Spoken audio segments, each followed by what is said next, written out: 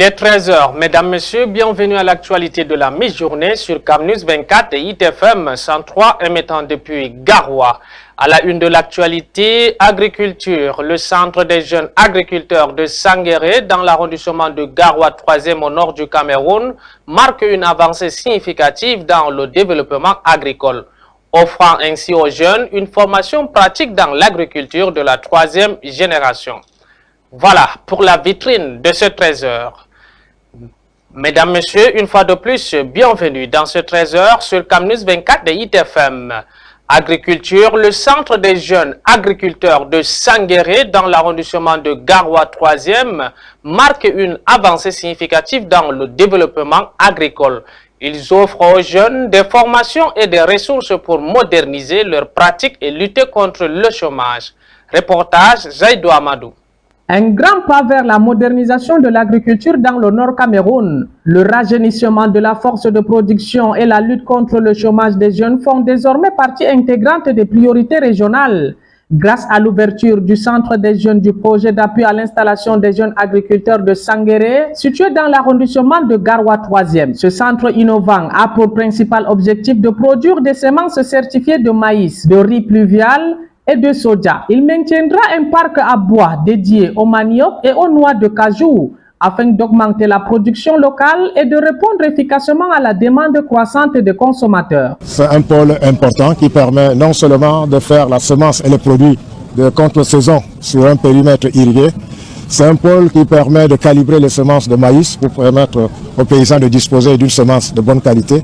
C'est un pôle sur lequel on peut mettre en pratique la mécanisation agricole en partant du labour, passant par le semis et les entretiens culturaux à travers des tracteurs et des motoculteurs. C'est un pôle aussi qui dispose d'un décortiqueur de riz pour permettre de booster la production du riz. Dans cette dynamique de développement agricole, nous saluons les efforts inlassables déployés par la délégation régionale du Minader pour le Nord. Leur engagement envers la jeunesse et leur volonté d'améliorer les conditions agricoles constituent des piliers essentiels dans cette quête d'autonomie alimentaire. C'est un pôle où les jeunes peuvent se capaciter pour être les vrais entrepreneurs agro-pastoraux dont le chef de l'État et la nation tout entière en a besoin. Et nous sommes très fiers et très heureux d'implémenter cette grande politique du chef de l'État dans ce sud de Sanguéré. Les responsables du centre soulignent que cette initiative ne se limite pas seulement à la production, elle vise également à former les jeunes agriculteurs aux techniques modernes et durables, garantissant ainsi une agriculture résiliente face aux défis climatiques. Les formations dispensées incluront des méthodes innovantes de culture, l'utilisation efficace des ressources et la gestion durable des exploitations agricoles. Cette approche holistique est conçue pour renforcer les compétences des jeunes et leur donner les outils nécessaires pour réussir dans le secteur agricole. Les premiers bénéficiaires enthousiastes et motivés expriment leur gratitude envers ce projet qui représente une réelle opportunité pour leur avenir. Ils sont déterminés à transformer le paysage agricole du Nord Cameroun en devenant les acteurs clés d'une agriculture moderne et prospère. L'ouverture du centre des jeunes agriculteurs à Sanguéré est bien plus qu'un simple projet. C'est une véritable révolution agricole qui s'amorce au Nord Cameroun. Éducation de la jeune fille dans le Nord, l'initiative FADA des femmes émerge comme un phare d'espoir visant à briser les stéréotypes et à encourager les jeunes filles vers les filières scientifiques. Cette rencontre inspirante a jeté les bases d'un avenir où l'éducation n'a pas de genre. Adamou Maïna. Un nouveau souffle à Garoua, dans une région où les filières scientifiques ont longtemps été perçues comme le domaine exclusif des hommes, un changement de paradigme s'opère. La détermination et la ténacité des femmes inspirantes ouvrent les voies dans une nouvelle ère d'éducation pour les jeunes filles du Septentrion. C'est dans ce contexte que l'initiative La FADA des femmes a pris forme, mobilisant divers acteurs du développement éducatif pour organiser une séance de conscientisation et d'ouverture d'esprit dédiée à l'éducation des jeunes filles. Cette rencontre, riche en échanges et en émotions, a permis à de nombreuses jeunes filles de la ville de Garoua de braver les préjugés qui les découragent d'emprunter le chemin des filières scientifiques. Aujourd'hui, nous avons organisé la deuxième édition de la journée des filles dans les sciences. Donc, nous l'avions déjà fait l'année dernière avec Plan Cameroun. Et puis cette année, nous avons repris cette initiative et nous avons invité des modèles de femmes qui ont réussi dans le domaine des sciences.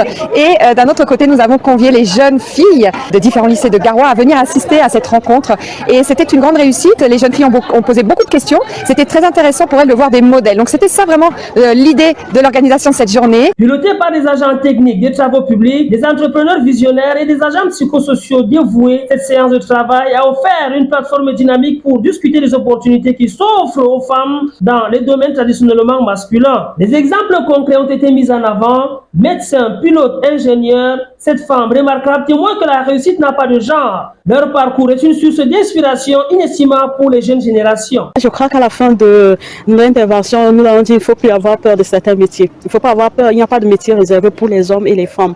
Parce que, étant donné que sur le plan intellectuel, on parle de quotient intellectuel en médecine et le quotient intellectuel de la femme et de l'homme, il n'y a pas de différence du tout sur le plan scientifique. Donc si elles ont de l'aisance pour les filières scientifiques, il faut foncer, il faut y aller. Les participantes, captivées par ces récits de succès, ont pu constater que l'accès à l'éducation scientifique n'est pas seulement un rêve, mais une réalité à la portée de main. Je suis très contente parce que j'ai pu voir des spécialistes, des ingénieurs, on peut dire des électriciens, des délégués régionaux propres qui sont spécialisés dans leur domaine. Nous avons pu voir madame qui est une dame qui est ingénieure, elle manie l'électricité, ce qui n'est pas commun pour les femmes. Avant de venir ici, je ne pouvais pas savoir qu'il y a des femmes qui pouvaient faire ce genre de métier. Cette initiative audacieuse marque un tournant décisif dans la lutte pour l'égalité des sexes dans le domaine éducatif. À Garoua, un nouveau souffle s'élève.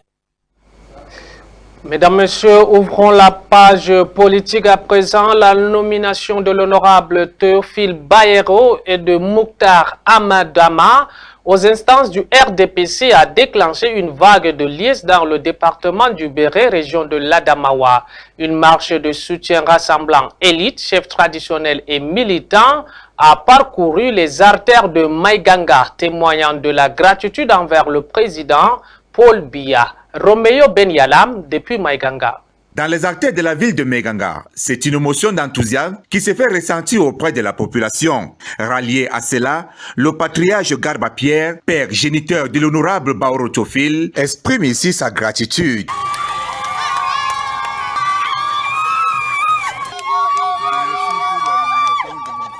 Cette marche motorisée, dans ces voitures, la joie est plus que grande.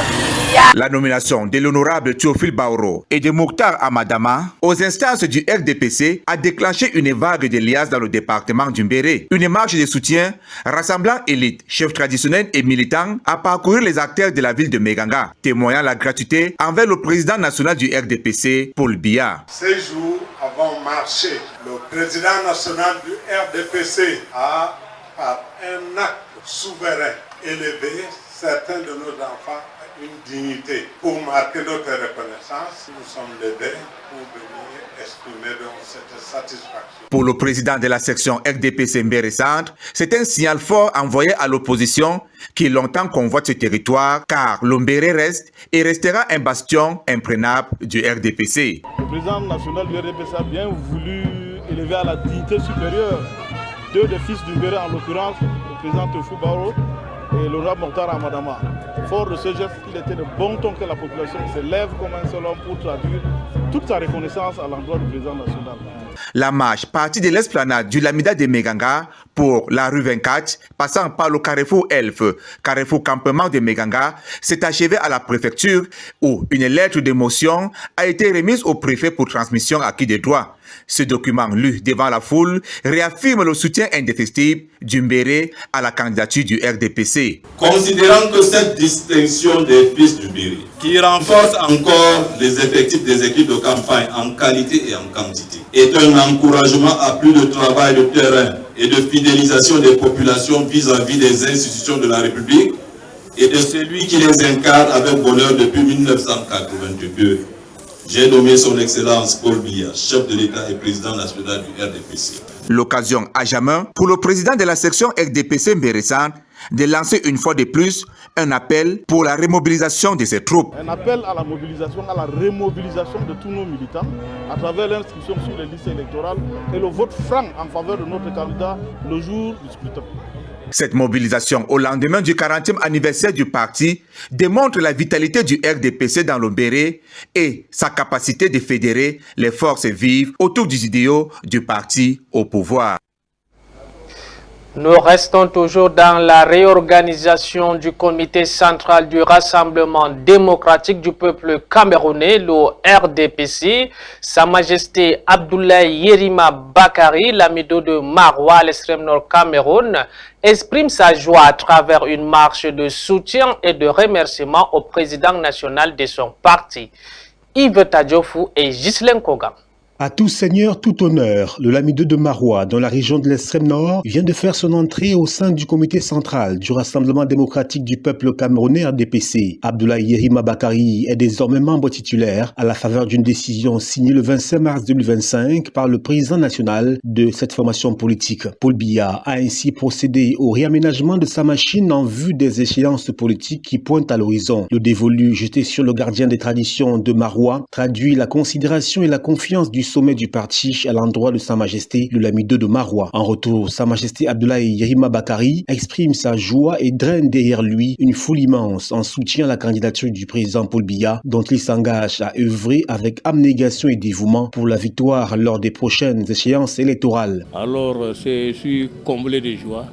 Je suis vraiment quelqu'un qui est très heureux. L'ambiance joviale qui prévaut avec le déploiement magistral des autorités traditionnelles et la forte mobilisation des militants et sympathisants traduit le chorus des populations de Maroua derrière leur Lamido et par conséquent en soutien à Paul Biya, le candidat du Rassemblement démocratique du peuple camerounais à l'élection présidentielle. Parlons à présent de le sport dans ce journal. Football, championnat pro, Elite One. Des rencontres ce dimanche dans les stades ici à Garoua. Les deux ambassadeurs de la région sont de retour. Après leur expédition dans le Grand Sud, Coton Sport de Garoua battu à 2 reprises à Yaoundé affronte à 14 Fauvu Azur et Gazelle Football Academy reçoit PWD de Bamenda au stade Rumde Adia. Les enjeux de cette 18e journée dans ce reportage. À l'annexe du Rumde Adjam, Coton Sport de Garoua, de retour d'une expédition foireuse et malheureuse au sud, affronte en levée de rideau Fauve Azur de Yaoundé. Désormais 4e avec 27 points, l'équipe devrait réagir face au 7e 25 points. Le plat de résistance de cette journée au nord oppose le 2e Gazelle FA de Garoua, 34 points, au 10e PWD de Bamenda, 21 points. Les Skies Blues, requinqués par leur brillante performance au sud, victorieuse face à AS Fortuna, 3-2 et un match nul de qualité face au leader, 1 but partout, ont là une opportunité de recoller Colombe de Djaï Lobo, 38 points. Au stade annexe Omnisport de Yaoundé, le canon sportif défait par Victoria United à Limbé à la 17e journée affronte Stade Renard de Melon en regain de vitalité. À Douala, 2 rencontres se disputent au stade de Bonamoussadi. Au stade de Banjoun du côté de l'Ouest Cameroun, Yon Sport Academy, Union Sportive de Douala et Panthère Sportive du Ndé, AS Fortuna de Yaoundé. Enfin, au Centenary Stadium of Limbé, le club local Victoria United alias Opopo reçoit les Astres Football Club de Douala. Les femmes sont comme les fleurs, elles ont besoin d'eau, de soleil et d'amour pour fleurir. Mais certaines sont comme les orchidées, elles ont besoin d'un peu d'hypocrisie pour survivre. Mesdames, Messieurs, ce conseil marque la fin de ce 13h sur CamNews 24 et ITFM 103 émettant depuis Garoua. Rendez-vous à 20h.